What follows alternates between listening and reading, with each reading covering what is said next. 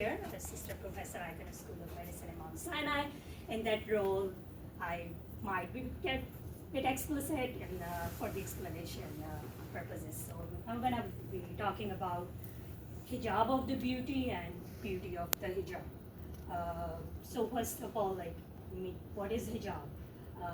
So Arabic word meaning cover. So the concept is the Muslim woman cover everything except face and hands, and in front of men who are not their father, brother, grandfather, uncle, husband, father-in-law. So those who are married. So other than those who not become. Covering the face in the situation when there are uncomfortable looks,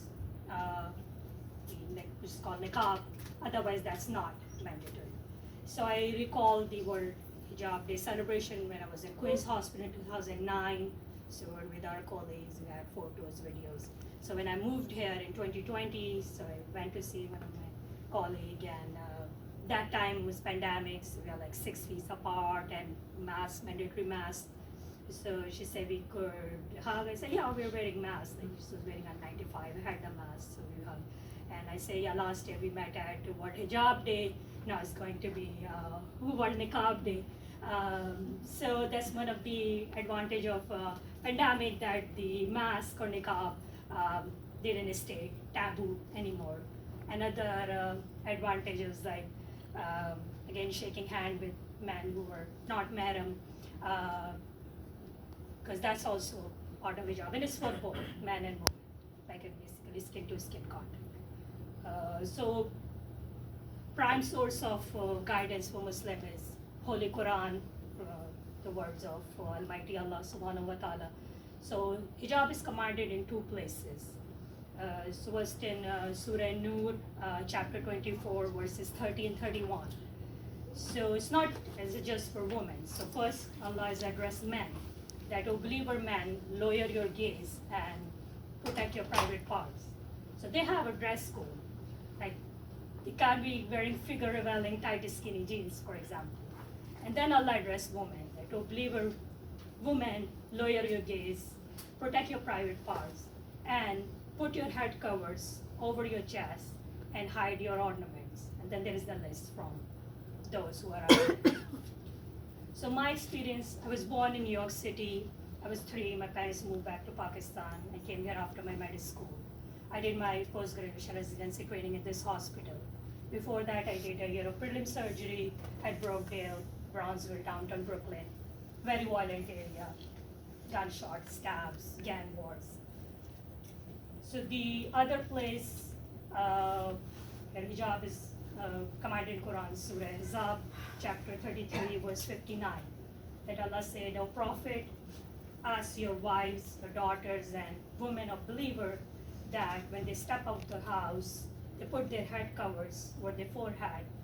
So it'd be better for the identity of their modesty and respect. So no one teased them. So that's my experience, is that of respect.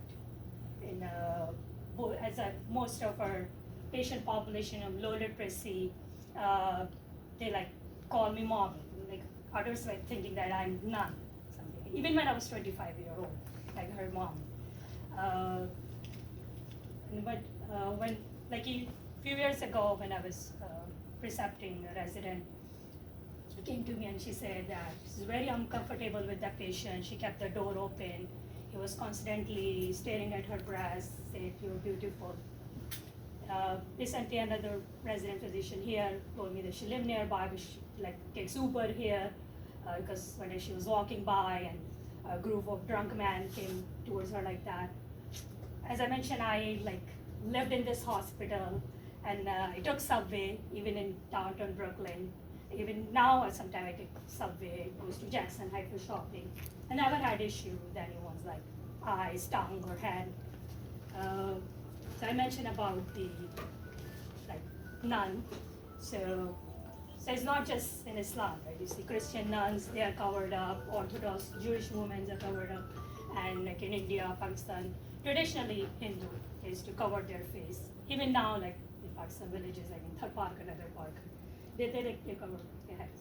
So there's like on YouTube, if you write Reborn in the channel Reborn, Amanda Smith.